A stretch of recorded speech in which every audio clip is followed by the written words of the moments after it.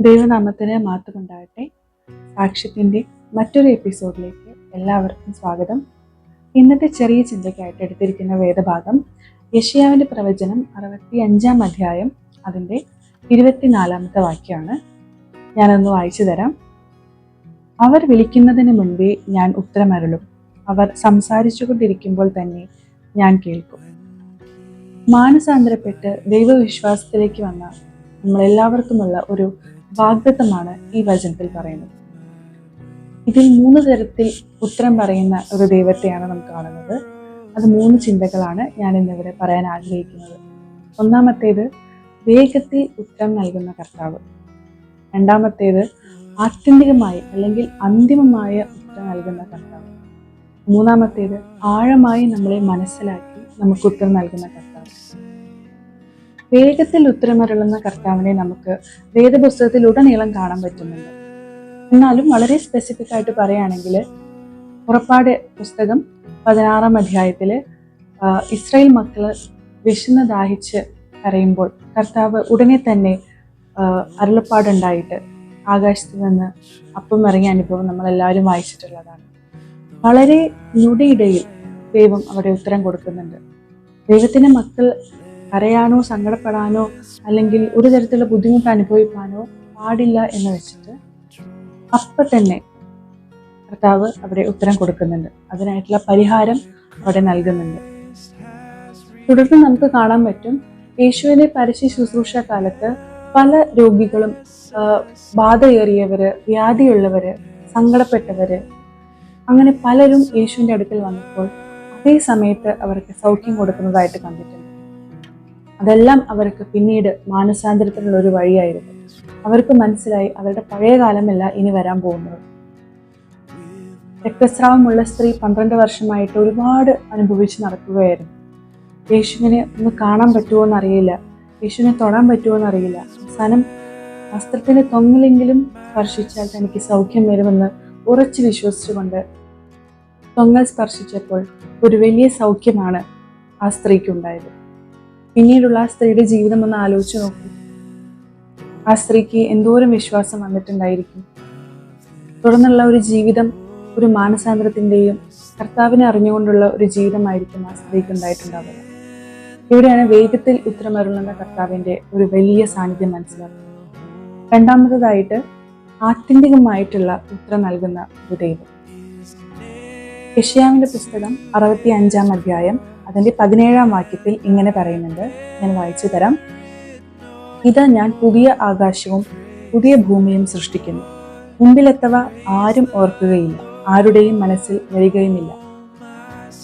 ഇത് പലയിടത്തായി പല രീതിയിൽ കർത്താവ് നമ്മളോട് വേദപുസ്തകത്തിൽ പറയുന്നുണ്ട്. അതിനർത്ഥം എന്താണ് എപ്പോഴെങ്കിലും ചിന്തിച്ചിട്ടുണ്ടോ? എത്ര പാപബന്ധിതമായിരുന്നാലും നമ്മുടെ ഭൂതകാലം, എത്ര ബാധ്യതകൾ ഉണ്ടായാലും വൺസ് നമ്മൾ കർത്താവിനെ അറിഞ്ഞിരുന്നെങ്കിൽ അതെല്ലാം മാറി മറി. അതാണ് ഇവിടെ കർത്താവ് ഉദ്ദേശിക്കുന്നത്. മാനസാന്തരത്തിൻ്റെ ഒരു അനുഭവം ഉണ്ടാവുമ്പോൾ പഴയ ജീവിതമല്ല ഇനി ഉണ്ടാവുന്നത്. നമുക്കെല്ലാവർക്കും അറിയാം കർത്താവിൻ്റെ 12 ശിഷ്യന്മാരെ തിരഞ്ഞെടുത്ത കഥ. അതിലെല്ലാവർക്കും സുപരിചിതമാണ് മത്തായിയെ തിരഞ്ഞെടുത്തത്, അതുപോലെ തന്നെ ശീമോനെ തിരഞ്ഞെടുത്തത്. ശീമോൻ മനസ്സിലായി, ശീമോൻ വലിയൊരു തെറ്റുകാരനാണ്, വലിയൊരു പാപിയാണ്. കർത്താവിനോട് പറയുന്നുണ്ട്, ഞാൻ പാപിയായ മനുഷ്യനാണ്, എന്നെ വിട്ടുപോകണമേ. നമ്മളെല്ലാവരും വായിച്ചിട്ടുള്ള ഒരു വേദഭാഗമാണ്. പക്ഷെ കർത്താവ് എന്താ പറയുന്നത്? ഇനി മുതൽ നീ മനുഷ്യരെ പിടിക്കുന്നവരാകും. അതിനർത്ഥം വേറെ ഒരു ലൈഫിലോട്ട് കർത്താവ് നമ്മളെ മാറ്റുകയാണ്.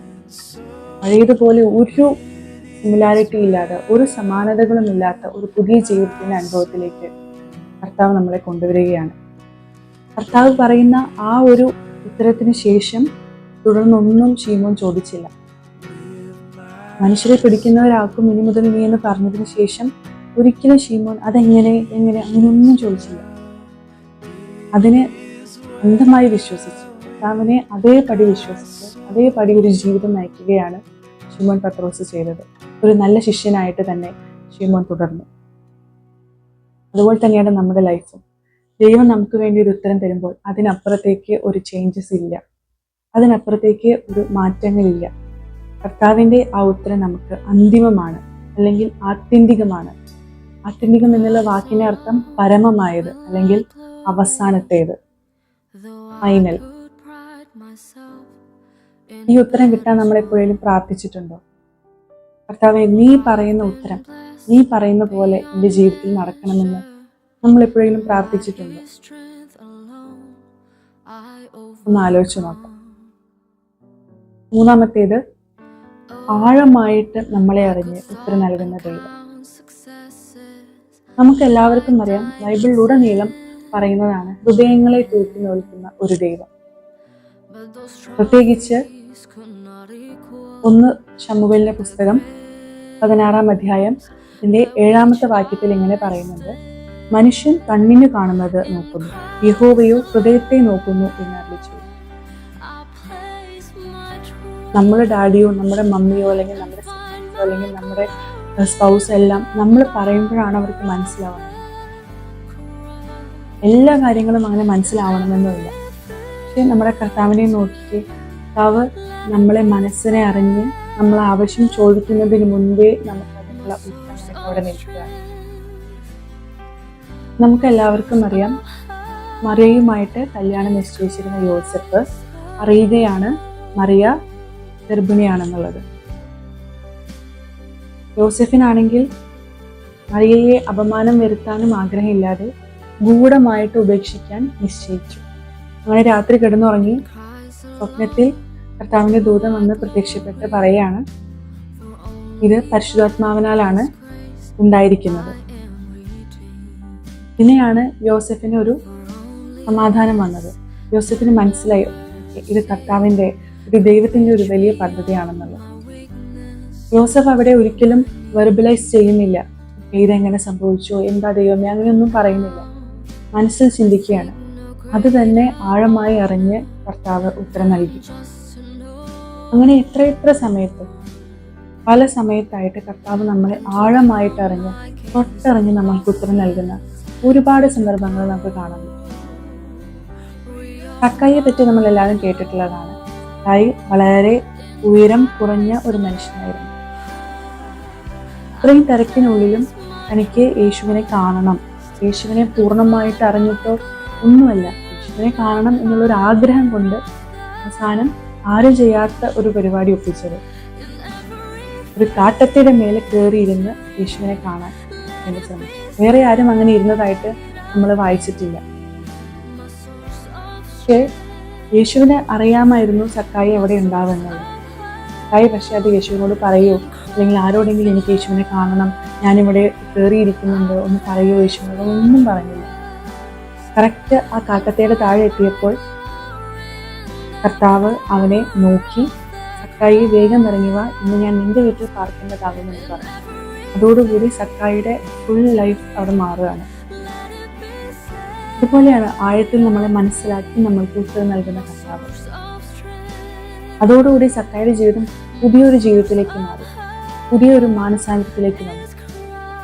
അതുകൊണ്ട് നമ്മളെല്ലാവരും ദൈവവചനം കേട്ട പാടെ മറക്കാനല്ല, അത് കേട്ട് അത് മനസ്സിലാക്കി അതിൻപടി വിശ്വസിച്ച് ഒരു മാനസാന്തരത്തിന് അനുഭവം ഉണ്ടായെങ്കിൽ, കർത്താവിനെ സ്വന്തം രക്ഷിതാവായിട്ട് സ്വീകരിച്ചിട്ടുണ്ടെങ്കിൽ ദൈവം നമ്മോട് കൂടെ ഇരിക്കും. എപ്പോഴും ഒരു ഗൈഡൻസ് നമ്മുടെ കൂടെ ഉണ്ടാവും. പരിശുദ്ധാത്മാവ് നമ്മുടെ കൂടെ ആലോചന പറഞ്ഞു തരും. യെശയ്യാവിന്റെ പുസ്തകത്തിൽ ഇങ്ങനെ പറയുന്നുണ്ട്, you will hear A voice behind. നമ്മൾ എവിടെ പോയാലും എങ്ങോട്ട് നടന്നാലും എപ്പോഴും നമ്മോട് കൂടെ ഒരു വോയിസ് ഉണ്ടായിരിക്കും. നമ്മൾ ചോദിക്കുന്നതിന് മുമ്പേ നമ്മളെ അറിഞ്ഞ് ഒരു ഉത്തരം പറഞ്ഞു തരും. ആ ഉത്തരത്തിനപ്പുറമായിട്ട് ഒരു കാര്യമില്ല. ആത്യന്തികമായിട്ട് പരമമായിട്ട് നമ്മളെ സ്നേഹിക്കുകയും നമ്മളിൽ ഒരു മാനസാന്തരം പ്രതീക്ഷിക്കുകയും ആ ജീവിതം വളരെ സന്തോഷകരമാക്കാൻ വേണ്ടി കർത്താവ് നമുക്ക് ഒരുപാട് പ്ലാനുകൾ ഒരുക്കി വെച്ചിട്ടുണ്ട്. ആ പ്ലാൻ മനസ്സിലാക്കി കർത്താവുമായുള്ള ബന്ധത്തിൽ ഒട്ടും ക്ഷതം വരാതെ മുന്നോട്ടുള്ള ജീവിതം നയിക്കുവാൻ നമ്മളെല്ലാവരെയും ദൈവം അനുഗ്രഹിക്കട്ടെ. God bless you.